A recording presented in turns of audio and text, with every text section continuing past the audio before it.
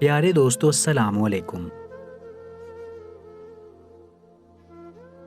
اب تو ہو گئے نا آپ کے 24 گھنٹے، اب بھی رپورٹ لکھیں گے یا نہیں؟ آپ جیسے پولیس سروس کی وجہ سے ہمارا ملک ترقی نہیں کر رہا۔ اگر اس رات میں میری بہن کے ساتھ کچھ غلط ہوتا ہے تو اس کے ذمہ دار کون ہوگا؟ گنوا غصے سے تن فن کرتی آئی اور آتے ہی انسپیکٹر کو اچھی خاصی سنا ڈالی۔ او بی بی زیادہ ہوا میں اڑنے کی ضرورت نہیں ہے، نیچے آ جاؤ۔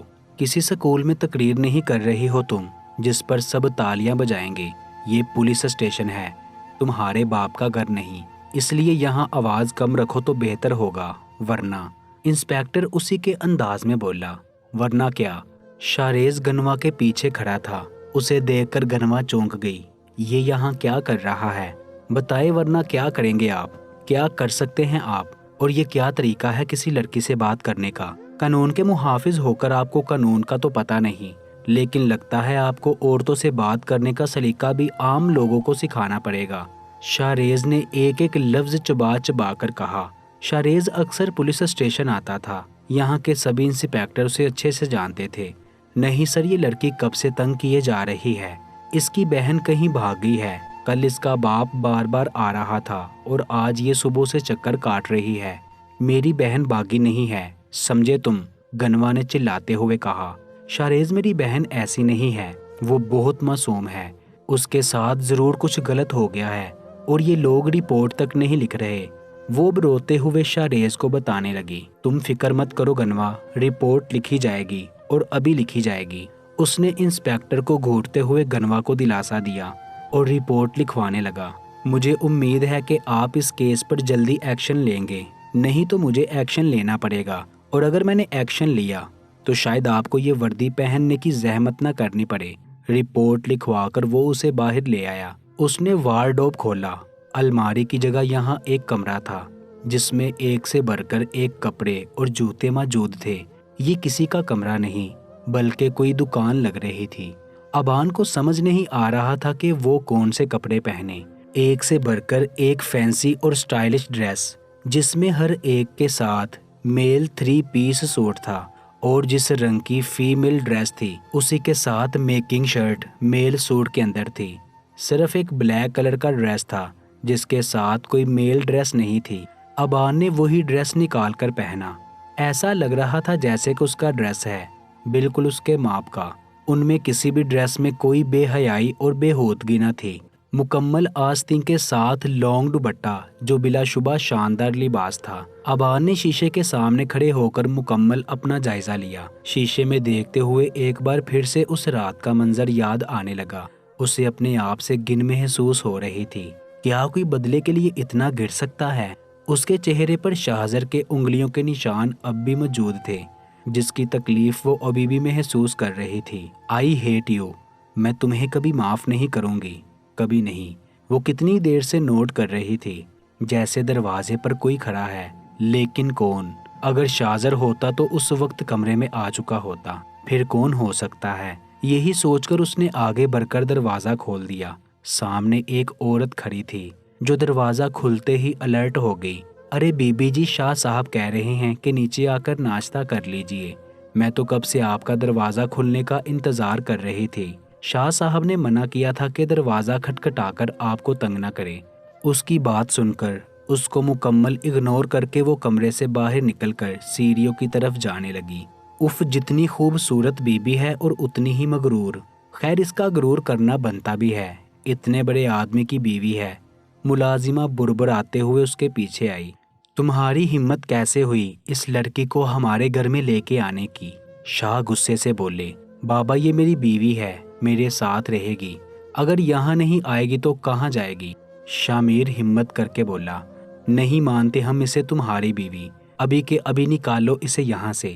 ہمارے گھر کی بہو صرف ہماری خاندانی لڑکی ہوگی، کسی بھی راہ چلتی لڑکی کو ہم اپنی گھر کی بہو تسلیم نہیں کریں گے۔ بڑے شاہ جی غصے سے بولے۔ بابا، یہ میری بیوی ہے اور میرے ساتھ ہی رہے گی، اگر آپ نے اسے یہاں سے نکالا تو مجھے بھی یہاں سے مجبوراً جانا ہوگا۔ شامیر بنا خوف بولا۔ واہ شامیر شاہ، اس لڑکی کی محبت کے لیے تم اپنے باپ سے بغاوت کر رہے ہو؟ 4 دن کی ہے یہ محبت، اور اس لڑکی کے ہوتے ہوئے ہم تمہیں اپنی جائیداد سے ایک پھوٹی کوڑی نہیں دیں گے۔ بھوک سے تڑپ تڑپ کر مرو گے تم، پھر نہیں یاد آئے گی تمہیں یہ تمہاری 2 ٹکے کی محبت۔ جب بھوک دروازے کے راستے سے اندر آئے گی تو محبت کھڑکی کے راستے سے باہر بھاگ جائے گی۔ اس لیے جذبات میں بہہ کر کوئی فیصلہ کرنے سے بہتر ہے ابھی طلاق دو اسے اور نکالو اسے یہاں سے باہر۔ بڑے شاہ جی غصے میں اپنے آپے سے باہر ہو رہے تھے۔ نہیں بابا، اگر آمنہ یہاں سے جائے گی تو میں اس کے ساتھ جاؤں گا۔ میں نے زندگی بھر اس کا ساتھ نبھانے کا وعدہ کیا ہے، نکاح کر کے میں اسے راستے میں نہیں چھوڑ سکتا۔ ٹھیک ہے تو پھر دفع ہو جاؤ ہماری نظروں سے، آج سے ہمارا تم سے کوئی تعلق نہیں ہے، ہم یہی سمجھیں گے کہ ہمارا بیٹا مر گیا۔ شاہ صاحب یہ آپ کیا کہہ رہے ہیں؟ اماں بھی تڑپ کر آگے بڑھی، اور اگر حویلی سے کسی نے بھی اس سے کوئی تعلق رکھا تو اس کے ساتھ ہمارا کوئی تعلق نہیں ہوگا۔ بڑے شاہ جی نے اپنی بیوی کو سناتے ہوئے کہا اور اندر چلے گئے، جبکہ شاہ میر نے آمنہ کا ہاتھ تھاما اور واپس جانے لگا، اور اماں بھی خالی خالی نظروں سے کبھی اپنے بیٹے کو تو کبھی اپنے شوہر کو دیکھتی رہی۔ السلام علیکم سر۔ ہاں بولو انسپیکٹر، کیا خبر ہے؟ شاہزر سیڑھیوں سے اترتی آبان کو دیکھ چکا تھا، اسی لیے جلدی جلدی بولا، سر وہ رپورٹ درج ہوگی ہے، یہی بتانے کے لیے فون کیا تھا۔ سر وہ لڑکی گنوا میڈیا کے لیے کام کرتی ہے، اگر ہم اس کی رپورٹ درج نہ کرتے تو ہماری پرابلم ہو سکتی تھی۔ اتنا ہی کہنا ہے یا اور بھی کچھ؟ شاہزر نے اس کی بات کو اگنور کرتے ہوئے کہا۔ نہیں سر، بس یہی بتانے کے لیے فون کیا تھا، انسپیکٹر نے حیران ہو کر کہا، جبکہ دوسری طرف شاہزر فون بند کر چکا تھا۔ شاہزر کے کپڑوں کو دیکھ کر اسے پتا چلا کہ وہاں پر اس کی ڈریس کا میچنگ سوٹ کہاں گیا، مگر اس بات سے آبان کو کوئی فرق نہیں پڑتا تھا، وہ بس جلدی سے جلدی اپنے گھر جانا چاہتے تھے۔ تمہیں 10 منٹ کہے تھے نا میں نے، پورے 45 منٹ بعد آئی ہو۔ خیر چھوڑو ان سب باتوں کو، چلو ناشتہ کرتے ہیں۔ اس کا ہاتھ پکڑ کر ٹیبل کے قریب لے آیا اور اپنے ساتھ والی چیئر پر بٹھایا۔ کیا کھانا پسند کرو گی؟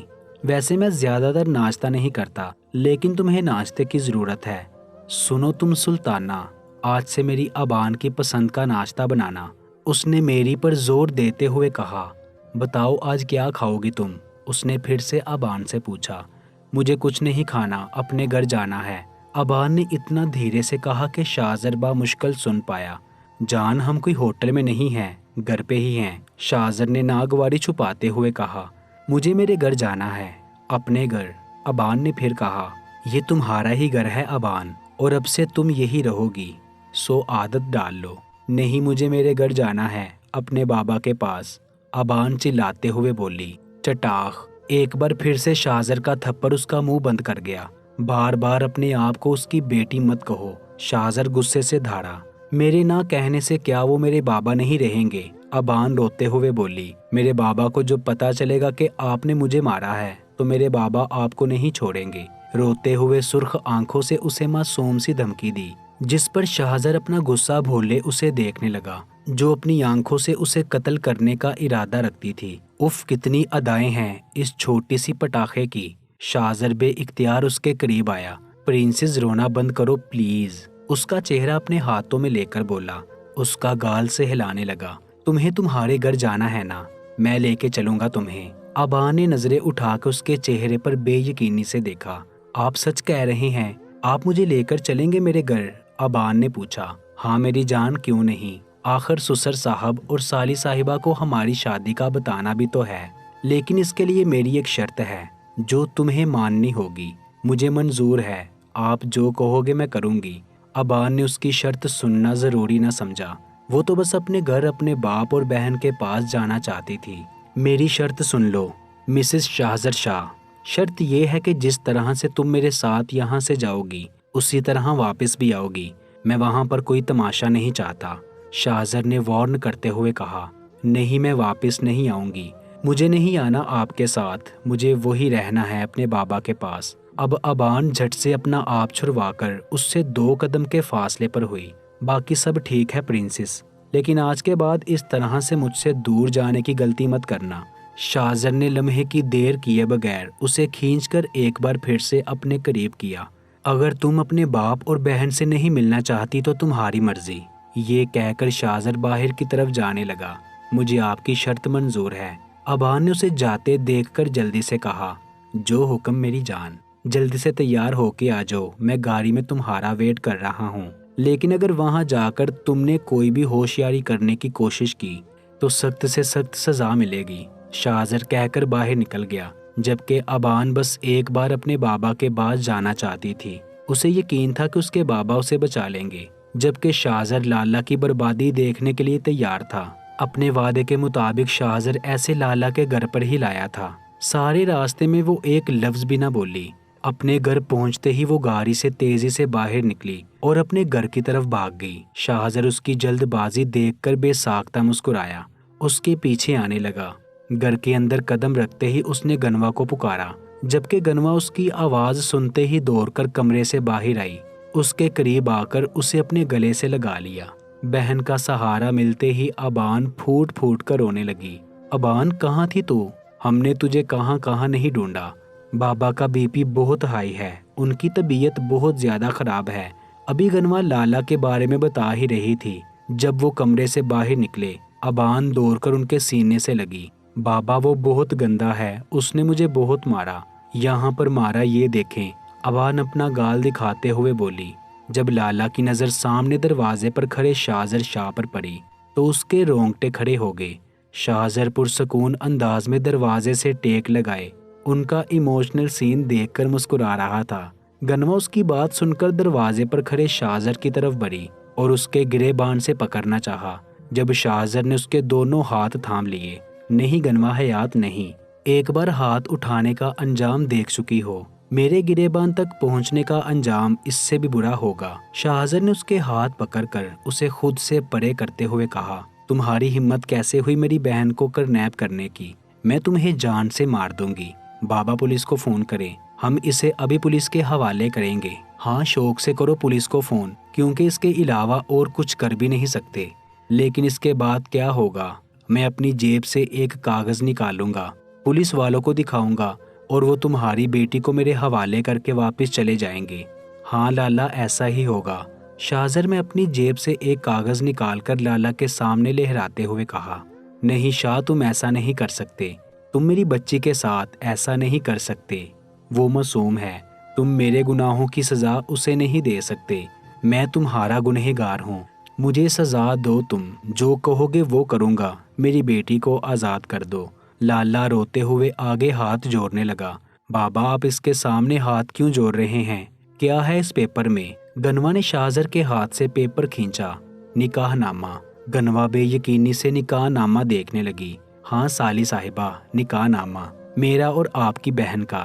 آپ کی بہن نے اپنی مرضی سے مجھے اپنا شریک حیات قبول کیا ہے، ورنہ میں نے تو اسے آفر کی تھی کچھ وقت میرے ساتھ گزار لے اور پھر چلی جائے، یا پھر مجھ سے نکاح کر کے ساری زندگی میرے ساتھ رہے۔ کافی سمجھدار ہے یہ چھوٹی سی پٹاخہ، نکاح کی اہمیت کا مطلب سمجھتی ہے۔ شاہزر نے ایک ایک لفظ چبا چبا کر کہا، تم نے یہ سب کچھ مجھ سے اس دن کا بدلہ لینے کے لیے کیا ہے نا؟ گنوا فوراً ہی بات کی تہہ تک آ پہنچی۔ تم بہت سمجھدار ہو سالی صاحبہ، میں تمہارے سامنے ہاتھ جوڑتی ہوں، جو کچھ ہوا میں نے کیا، میری بہن کی کوئی غلطی نہیں ہے، اسے آزاد کر دو۔ اس کی بات سن کر شاہزر کہکا لگا کر ہنسا۔ ابھی 2 منٹ پہلے جو لڑکی اس کا گریبان پکڑ رہی تھی، اب انہیں ہاتھوں کو جوڑ کر معافی مانگ رہی تھی۔ جانتی ہو سالی صاحبہ، تمہاری غلطی قابل معافی ہے، لیکن 20 سال پرانا گناہ قابل معافی ہے اور نہ ہی اس کی کبھی معافی ملے گی، شاہزر نے لالا کو دیکھتے ہوئے کہا، جبکہ اس کی بات سن کر لالا کی نگاہ زمین سے نہ اٹھی۔ آج اس کا 20 سال پرانا گناہ سینہ تانے اس کی بیٹیوں کے سامنے کھڑا تھا۔ بتاؤ لالا، کیا تمہارا گناہ اس قابل ہے کہ اسے معاف کیا جا سکے؟ شاہزر، میری بیٹی کو معاف کر دو، اس کی کوئی غلطی نہیں ہے، میں تمہارا گنہگار ہوں، تم جو سزا دو گے مجھے قبول ہے، لیکن میری بیٹی کو چھوڑ دو۔ ایسے کیسے چھوڑ دوں؟ تمہاری بیٹی تمہارے گناہوں کا حساب چکائے گی لالا، جو گناہ تم نے کیا ہے اس کا ازالہ کرے گی، جو تکلف میں 20 سال سے سہ رہا ہوں وہ تمہاری بیٹی سہے گی، تم اپنی بیٹے کے لیے تڑپو گے، تم اپنی بیٹی کو دیکھ تک نہیں پاؤ گے، لیکن فکر مت کرو، بہت بے رحم نہیں ہوں میں، جب مر جائے گی میں اس کی لاش تمہیں دے دوں گا۔ لالا نے تڑپ کر ابان کو اپنے سینے سے لگایا۔ معاف کر دو شاہزر، میری بیٹی معصوم ہے۔ لالا ہاتھ جوڑ کر معافی مانگنے لگا۔ چلو ابان، گھر چلو، شاہزر نے ابان کو مخاطب کرتے ہوئے کہا، جبکہ اس کی بات سن کر ابان لالا کے پیچھے چھپنے لگی۔ ابان، میں نے کہا گھر چلو۔ اس بار شاہزر اتنے زور سے دھارا کہ ابان کام کر رہ گئی۔ بابا، مجھے نہیں جانا اس کے ساتھ، یہ بہت برا ہے، اس نے مجھے بہت مارا، مجھے بچا لے، یہ مجھے مار ڈالے گا، بہت برا ہے۔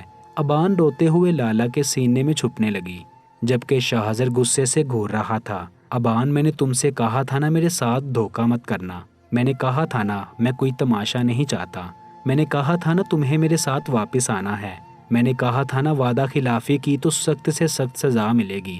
ایک لمحے میں اس کا بازو پکڑ کر اس سے لالا سے الگ کر کے پوچھنے لگا، دھوکہ تو تمہاری فطرت میں ہے، آخر بیٹی کس کی ہو؟ بابا، مجھے نہیں جانا، مجھے بچا لے۔ شاہزر کو اگنور کر کے وہ پھر سے لالا کو مدد کے لیے پکارنے لگی، جب اچانک شاہزر نے اپنی جیب سے ریوالور نکالا اور لالا کے سر پر رکھ دیا۔ اگر تم نہیں چاہتی کہ تمہارا باپ تمہاری آنکھوں کے سامنے میرے ہاتھ سے مر جائے تو چلو میرے ساتھ، شاہزر غصے سے دھاڑتے ہوئے بولا۔ اس کے ہاتھ میں ریوالور دیکھ کر گنوا کی چیخ نکلی، نہیں نہیں پلیز میرے بابا کو کچھ مت کرنا، میں چل رہی ہوں تمہارے ساتھ، پلیز میرے بابا کو مت مارنا۔ ابان روتے ہوئے شاہزر کا ہاتھ پیچھے کرنے کی کوشش کرنے لگی، جبکہ شاہزر نے ایک لمحے کی دیر کیے بغیر ابان کا ہاتھ پکڑا اور اسے گھسیٹتے ہوئے اپنے ساتھ لے جانے لگا۔ تم میرے آفس میں انتظار کرو، میں کچھ دیر میں آتا ہوں۔ حمزہ کا ایک پرانا دوست اس کے آفس میں آیا تھا۔ حمزہ اسے انتظار کرنے کے لیے کہہ کر خود میٹنگ میں چلا گیا۔ کچھ دیر میں واپس آیا تو اس کے دوست کے ہاتھ فوٹو تھی، جو کہ حمزہ، ارادیہ اور مشی کی تھی۔ وہ تصویر حمزہ نے اپنے آفس کے ٹیبل پر فریم کروا کر رکھی ہوئی تھی۔ بہت خوبصورت ہے تمہاری فیملی۔ حمزہ نے جیسے ہی آفس میں قدم رکھا، اسے دیکھ کر دوست بولا، فیملیز تو سب کی خوبصورت ہوتی ہیں۔ حمزہ یہ کہہ کر اپنی چیئر پر بیٹھ گیا، جبکہ اس کا دوست تصویر رکھ کر اس کے سامنے والی سیٹ پر آ بیٹھا۔ ہاں ٹھیک کہا تم نے، فیملی سب کی خوبصورت ہوتی ہے، لیکن اولاد کی نعمت ایک ادھوری تصویر میں رنگ بھر دیتی ہے، شاید دوست نے اپنی محرومی محسوس کرتے ہوئے کہا۔ لو میرج، دوست نے اپنا افسوس ایک طرف کرتے ہوئے کہا۔ لو بھی کہہ سکتے ہیں اور ارینج بھی، میرا مطلب ہے کہ میری طرف سے لو میرج تھی لیکن اس کی طرف سے ارینج۔ یہاں جاب مانگنے آئی تھی اور میں نے اپنا دل دے دیا، دیکھا کتنا دریا دل ہوں میں، حمزہ نے مسکراتے ہوئے کہا، جس پر وہ بھی مسکرا دیا۔ کیا کرتی ہے بھابھی؟ ہاؤس جاب، میرا اور مشی کا خیال رکھتی ہے، حمزہ نے مسکرا کر جواب دیا، جس پر وہ بھی مسکرا رہا تھا۔ ٹھیک ہے، مجھے کچھ کام ہے، میں پھر آؤں گا تجھ سے ملنے کے لیے، دوست نے اٹھتے ہوئے کہا۔ ارے رک جا یار، ابھی آئے ہوئے تجھے ٹائم کتنا ہوا ہے کہ واپس جا رہا ہے؟ میں بھی کسی دن چکر لگاؤں گا، لیکن فی الحال مجھے کہیں جانا ہے، بہت جلد ملاقات ہوگی تجھ سے، یہ کہہ کر وہ چلا گیا۔ جبکہ حمزہ نے ٹیبل سے تصویر اٹھائی، اسے دیکھنے لگا۔ تم نے مجھے مکمل کر دیا ہے ارادیہ، تھینک یو سو مچ۔ تصویر کو چوم کر اس نے واپس رکھ دیا اور اٹھ کر گھر جانے لگا، کیونکہ اب صرف تصویر دیکھ کر گزارا کرنا ناممکن تھا۔ گاڑی فل سپیڈ میں چل رہی تھی، ابان ڈر کے مارے کانپ رہی تھی۔ اب شاہزر کیا کرے گا اس کے ساتھ؟ اس کا باپ اسے بچا نہیں پایا، اس کے باپ نے تو اس کے سامنے منتیں بھی کی، اپنے ہاتھ بھی جوڑے، لیکن شاہزر کو اس پر رحم نہیں آیا۔ نہ جانے وہ کون سا راز جو 20 سالوں سے دفن تھا، اس راز کی وجہ سے شاہزر نے ابان کو انتقام کا نشانہ بنایا تھا۔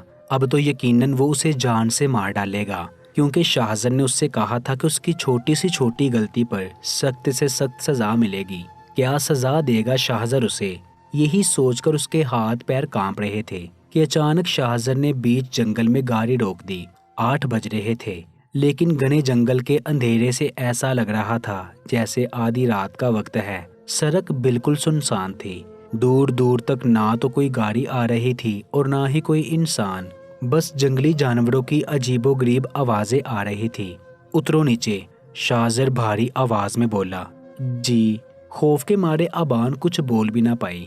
میں نے کہا اترو نیچے، شاہزر غصے سے دھاڑا۔ کیوں؟ مجھے جنگلی جانوروں سے ڈر لگتا ہے، اور یہاں پر اترو، اور یہاں پر تو اندھیرا بھی ہے۔ ابان کو سمجھ نہیں آ رہا تھا کہ وہ کیا کرے۔ میں نے کہا گاڑی سے نیچے اترو، شاہزر پھر سے دھاڑا۔ دیکھیے آئی ایم سوری، میں نے کہا گاڑی سے نیچے اترو۔ اس سے پہلے ابان کچھ کہتی، شاہزر پھر سے دھارا۔ خوف کے مارے ابان نے فوراً دروازہ کھولا اور گاڑی سے نیچے اتر گئی۔ وہ سمجھ نہیں پا رہی تھی یہ جنگلی راستہ زیادہ خطرناک ہے یا شاہزر کا غصہ۔